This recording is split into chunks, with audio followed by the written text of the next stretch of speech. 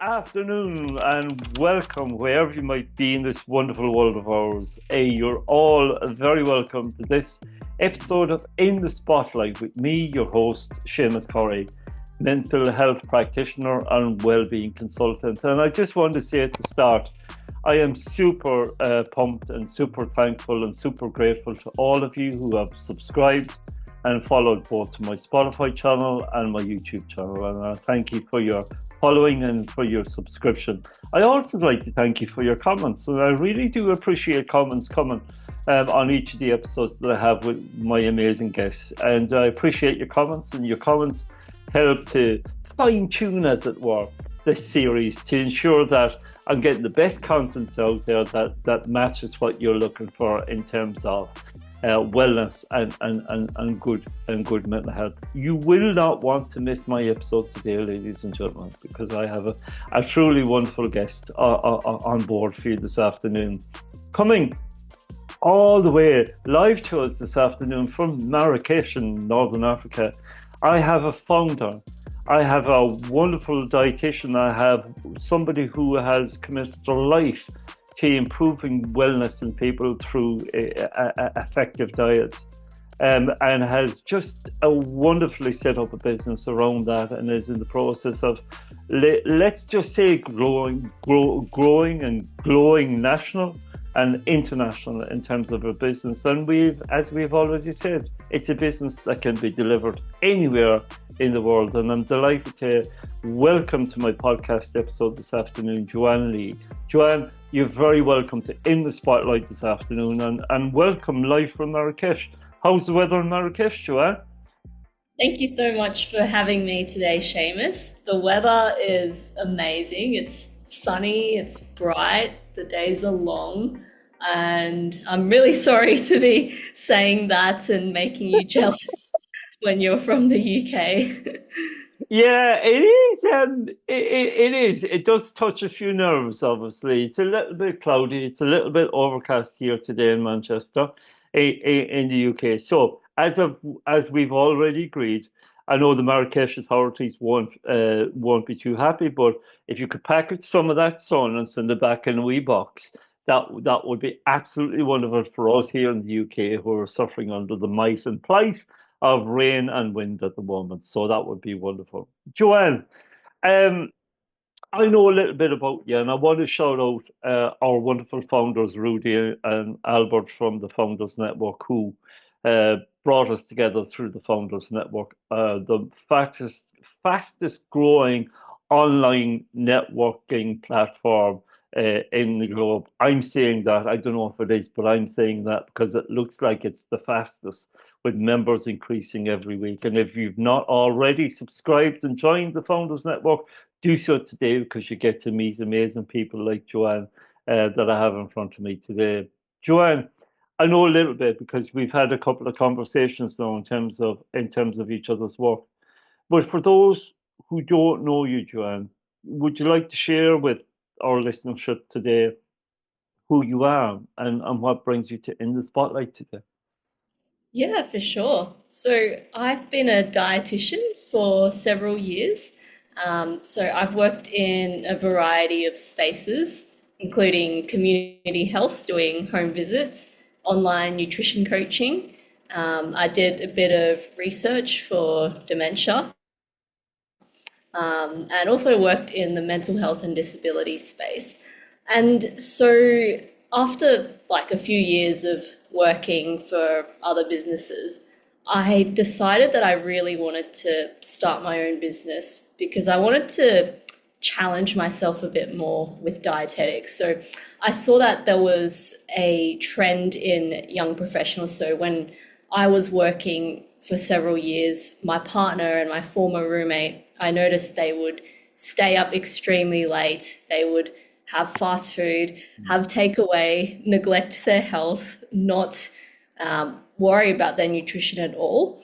And the thing about this is that people don't realize the effects until later on in life, in their 50s, 60s, 70s, when they might have problems with their knees, their back, and it's already too late when, if we worked on nutrition from an early age, then we can prevent a lot of the health problems later on in life. So I've made it my mission to help all busy professionals out there, people with mentally demanding jobs, not a lot of time to look after their health, to really focus on their nutrition and to take charge of their health today to prevent a lot of those preventable diseases later on in life. Wow, wow, what a journey, what a mission and vision, what a purpose. How how did you come to it, Joanne? I'm just picking up your accent doesn't seem Marrakesh in terms of viewpoint. So, are you originally from Australia?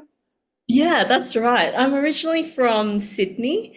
I've lived there basically my whole life. And after several years of working in Sydney after I graduated uni, my partner and I, we wanted, because we loved traveling Yeah. and I've lived overseas temporarily before, I really just wanted to make the most of it whilst we were young. So we're both in our late 20s, and we thought, okay, now is the best time to go live abroad somewhere, travel a bit more, experience other cultures whilst we're young. And so in August last year, my partner and I, we packed up our lives in Sydney and basically just decided to travel for 2 months initially, before settling in London. So we traveled for 2 months, and after 2 months, we landed in London. It was October, the weather was miserable, it was only getting colder and colder. And so we decided, let's travel some more. Let's escape the UK winter.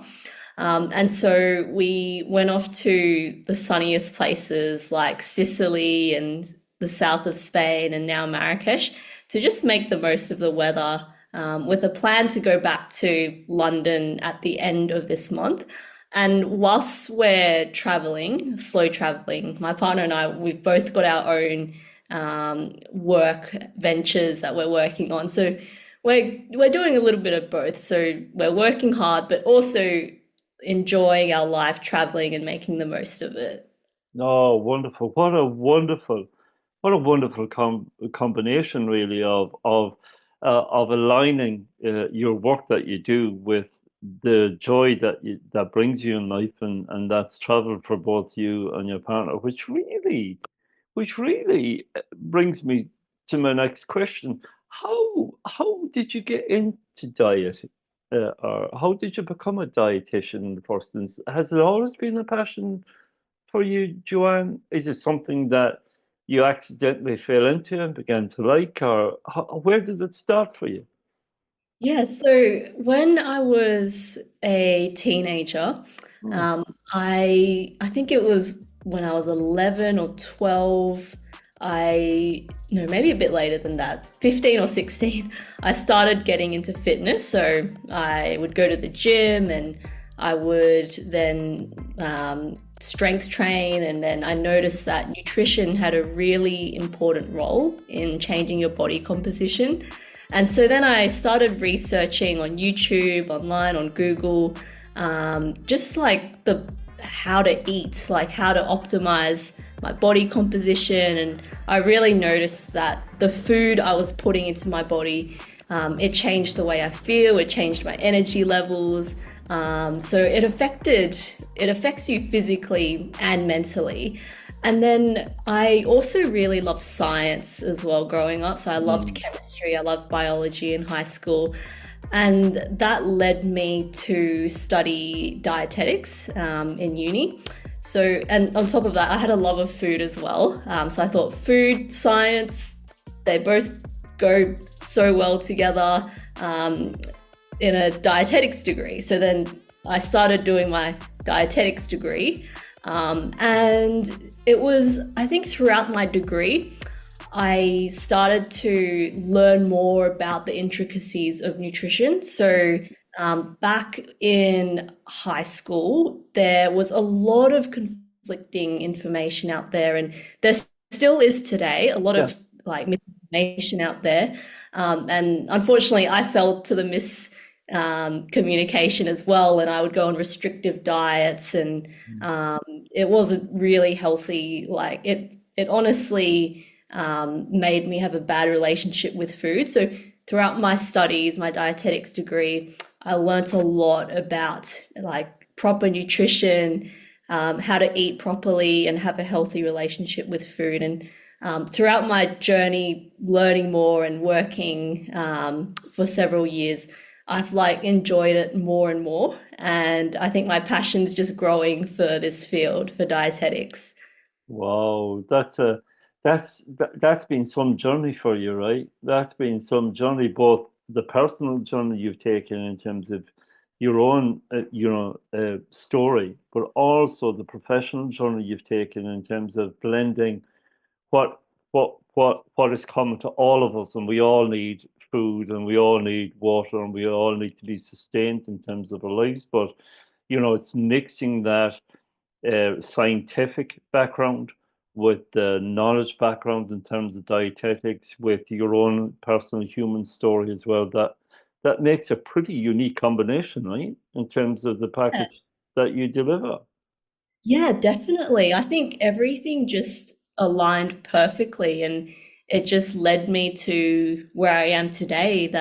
And my mission is just cutting through all the misinformation out there, because I was subject to that when I was growing up in my teenage years, and a lot of other people are subject to, like, they're confused as to what to eat, what to put in their bodies. And so I really love just cutting through the nonsense and making it as simple as possible. Like, because nutrition at the end of the day is really simple. It's just that the media makes it complicated, which is quite unfortunate, really. Can you then explain your model of nutrition? In terms of what do we need in order to sustain ourselves healthily? Yeah, Is that a pretty big loaded question? yeah. It's I guess to answer this question, I guess my response would apply to the general healthy population, who just want to know, like, okay, what do I need to eat Mm, to be a bit healthier? mm, So obviously, it wouldn't apply to everyone, like people trying to lose weight or with gastrointestinal conditions, that sort of thing. mm. But including a variety of lean proteins, so things like your lean chicken, your fish, your eggs, also things like beans, legumes, nuts, and seeds, that sort of thing. So your lean protein is important for your muscles, your cells, for like enzymes, and it's the building block of the tissues in our body. Yeah. So lean proteins, and then we've got our vegetables. Yep. So as many different colored vegetables as possible, as much variety, because every different kind has different antioxidants, which are important for all different functions in our body. Um, Vegetables, fruits as well. So like more antioxidants, more color. Fruits and vegetables are also really high in fiber, which keeps us full for longer. It's important for digestion, but also really important for our gut health. And there's growing research that our gut health is linked to every cell in our body. It's linked to immunity, and it's like having poor gut health is the beginning, is where all diseases, all chronic diseases start. So there's a lot of growing information on that. So we've got protein, we've got fruits, we've got vegetables, whole grains. So things like your whole grain bread, whole grain pasta, brown rice. We want all of those things for B vitamins, which give us energy, rather than the refined white bread or white pasta, white rice. We want to have less of the white Okay. foods, more of the brown foods, because all of that fiber and goodness is going to keep us full, good for our digestion. But also the white varieties are, they're stripped of the nutrients whilst Mm, they're being processed. Mm. So whole grains, proteins, fruits, vegetables, and then dairy as well, or alternatives if you don't consume dairy. So milk, yogurt, cheese, soy, and all of those things are really important for our bone health, and for especially like throughout our whole lifespan, we really need calcium, like as a child and adolescent with growing bones, and then all the way, especially for females, like during menopause, your bone mass decreases. So it's really important to keep that calcium high to maintain all of that. So I Yeah. guess, yeah, that's just a basic overview of all the different food groups that you need for optimal health. Wow. Well, but you're right, though. It is complex, and the messaging out there is still complex and still very confusing. I don't know if you're aware, but here in the UK, I think we were always traditionally told that five portions of fruit and veg every day was considered optimal in terms of our equation. Now it's at 10 portions of fruit and veg every day, and there seems to be some confusion. Is it five or is it 10?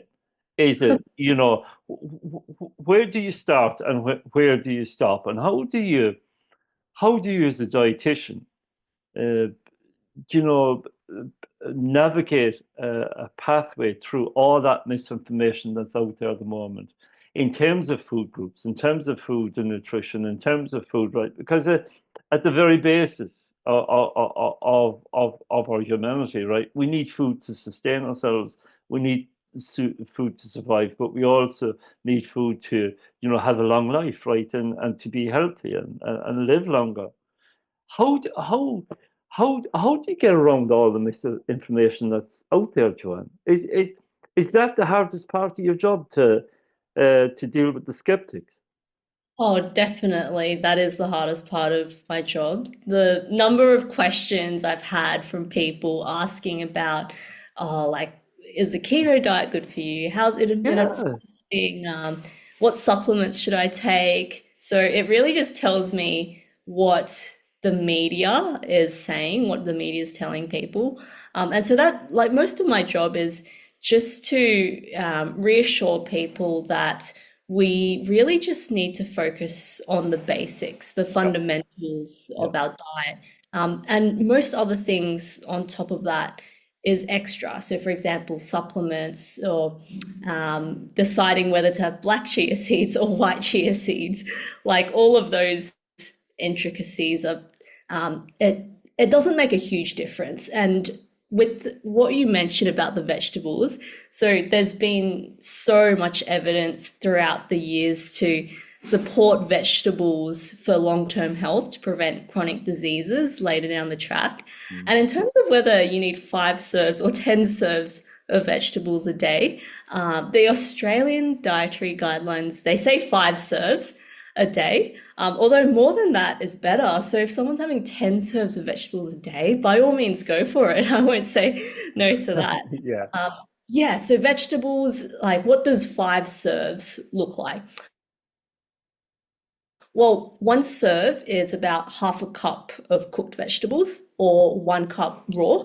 If you're thinking of salad, so one handful is a serve. So if you think about this, imagine throughout your day for lunch, you have like a chicken salad with brown rice, and then you snack on a few carrot sticks in the afternoon. And for dinner, you have a stir fry with 2 cups of vegetables. Then you're hitting your 5 serves of veggies per day. So the key is to spread it out throughout your day and incorporate it as the main component of your meals. But Okay. sadly, unfortunately, a lot of people aren't reaching the recommended 5 serves of vegetables per day. It's mostly 1 or 2. And when people are, I guess, just extremely busy and in a rush and don't have a lot of time to think about nutrition, you tend to have the same foods on repeat every single week, and you don't tend to vary your diet. So my goal, my aim for this podcast is if at least one person can think about the importance of nutrition and make a small change to their diet, no matter how small, and like slowly build up the steps over time, then I will be happy with that. Fantastic, fantastic. It's a yeah. I think everybody needs a Joanne Li, right? I think we all need a dietitian by our side to help us navigate through the complexity, which is I don't know about you, but when I go shopping and when I look at the labeling, for example, in terms of what each of the food groups contain, I get baffled and confused in terms of the measurements and measures and uh, red labeling and blue labeling and orange labeling and green labeling and what's good and what's not good. So you essentially saying then, Joanne, we need to simplify. Definitely, for sure. I guess it could help knowing how to read nutrition labels.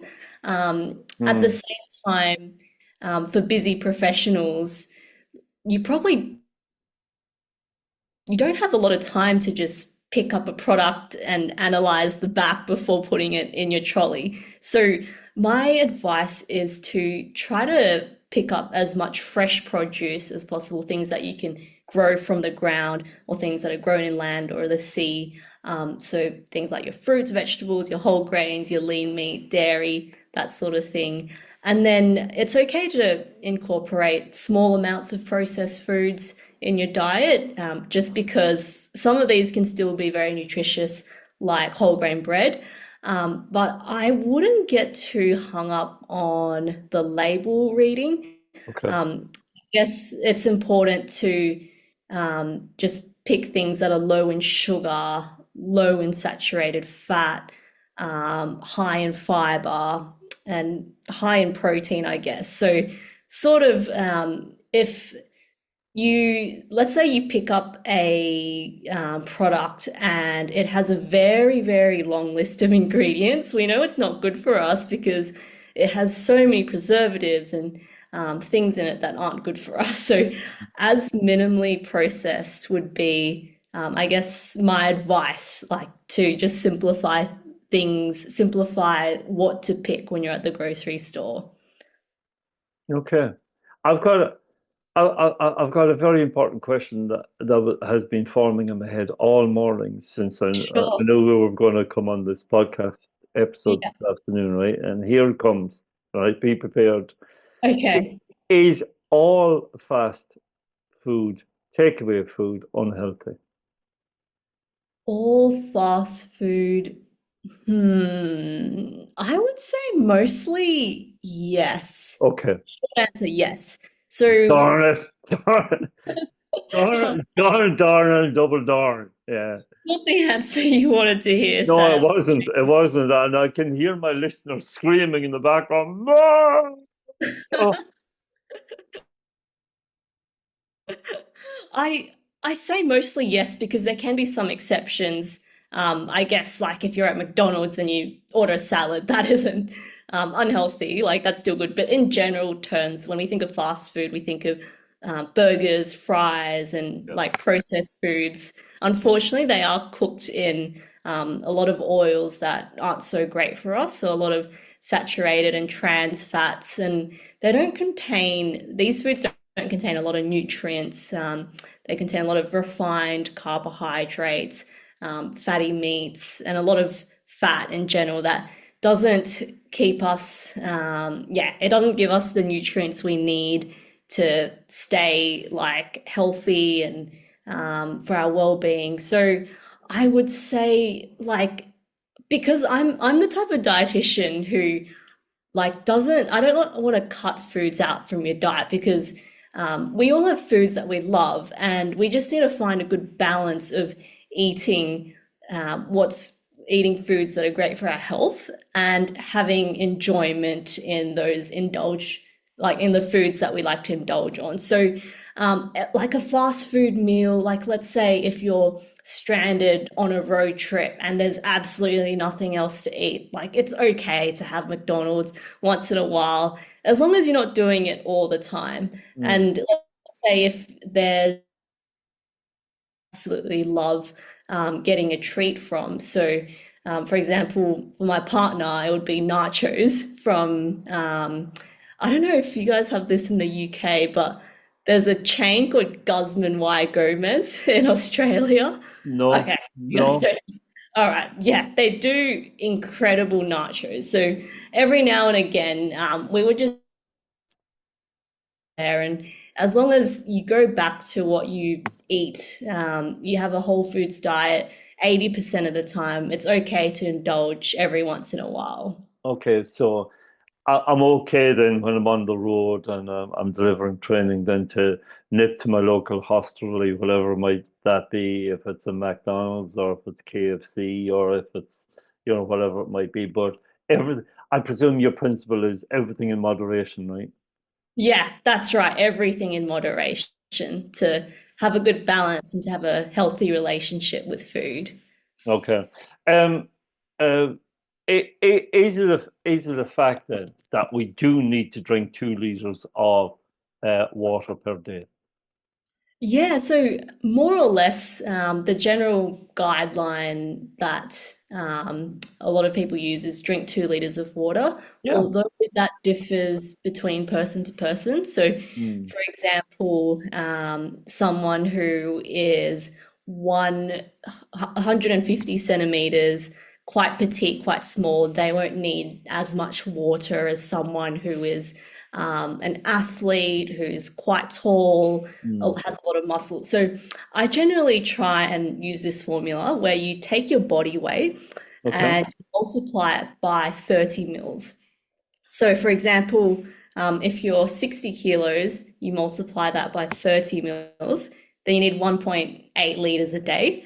And it also varies according to if you're like exercising, if it's really hot outside and you're sweating, then you would obviously need more water than that. Okay, interesting.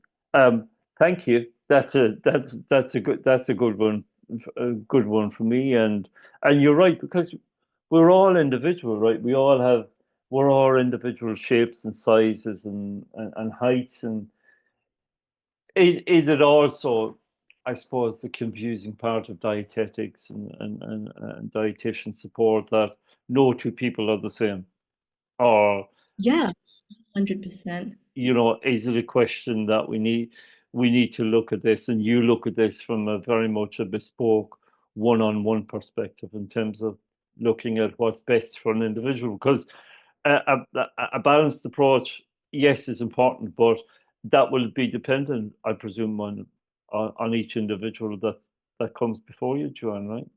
Yeah, yeah, that's exactly right. So when I work with individuals, I look at their medical history. So Mm, people with diseases like type 2 diabetes or gastrointestinal diseases, all of those conditions, they require a different approach. yeah. And then I also individualize recommendations according to people's lifestyles. So, for example, for someone who has never cooked their whole life and you tell them to, you give them a meal plan with all of these things you need to make, they're not going to follow through with it because they've never cooked in their life. So it's Mm, about meeting clients where they're at in their journey and just finding the smallest change that they can do, they can stick with and sustain. So, for example, for this particular client, we might look at maybe for lunch, can we choose these options instead of what you're usually having? mhm. Or maybe making it a goal to get in the kitchen just one night a week and see what you can come up with. Just making small steps to change because, as you said, Seamus, everyone is different. One approach won't work for everyone, and we just need to look at someone's medical history, their lifestyle, and their willingness to change to form those personalized recommendations. Oh, wonderful, wonderful, and I presume in terms of your own services and programs, Joanne, do you work collectively with groups or sort of on a one-to-one basis? How are you currently? What are your current offerings at the moment? Yeah, so at the moment, I offer one-on-one consultations to busy, ambitious professionals who are poor on time and just need that support and guidance to make changes to their diet. I do offer a presentation as well to corporate businesses, small companies as well, so a free presentation for anyone who's interested, just to educate employees more about the importance of nutrition. Okay, wonderful. And where, Joanne, can people find you? Where do you have a website? Do you have links? Do you have a TikTok? Do you have an Instagram? Do you have a Facebook? Do you have a LinkedIn? To mention four of the more important social media channels that are out at the moment. Where can people find you? Yeah, you mentioned quite a lot of platforms out there. That's like there are so many platforms nowadays There are. for people. But I do have a website now. So Ooh. yeah, yeah. Last time we talked, I didn't have one yet. So I do have a website. Yeah. It's called www.joannelidietitian.com, and I'm active on Instagram and LinkedIn. Fantastic, and people can just reach out there, send you a message, and then you can hook up with them and speak through whatever their issues or difficulties or and I presume work actively to find solutions that work for them. You know, would that be keen? Yeah, for sure. I'm always open for a chat. You can book a call with me through my website or through my socials. Okay. You mentioned something right at the beginning, and as we get older, obviously, as our knees begin to go and as we enter into that phase of our life. I'm 57, Joanne. Um, and I'm feeling my knees are beginning to go. Is it too late for me? Is there things I can do to make changes now? I would say it's never too late to start, because nutrition is important. Yes, nutrition is Yeah, another 20 years. Excellent. yeah.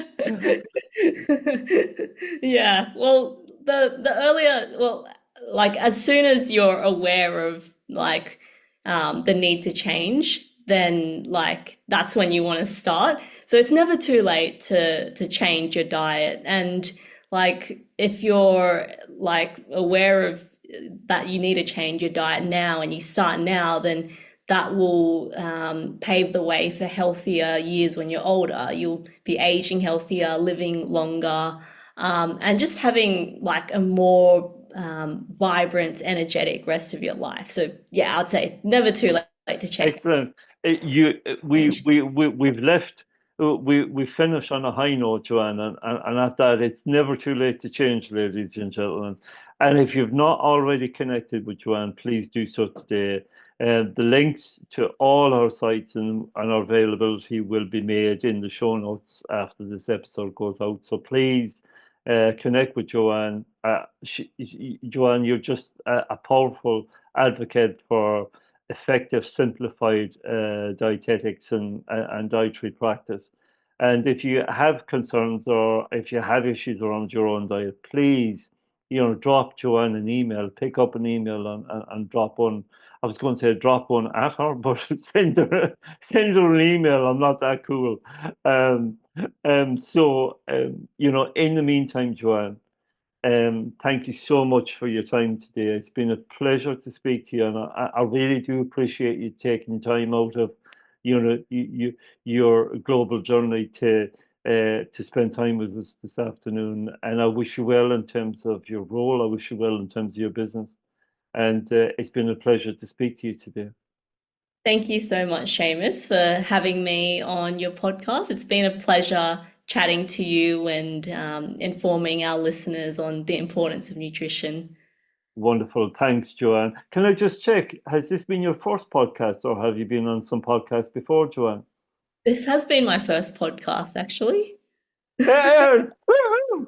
Welcome from Thank the you. wonderful world. And if there are any other podcasting hosts that are out there listening to this today, get Joanne on your podcast. You will not regret it. You're a wonderful individual, Joanne, with a great story, but obviously with a great mission and vision as well. And It's an honor to know you. It's an honor to walk this world with you, and it's an honor to share,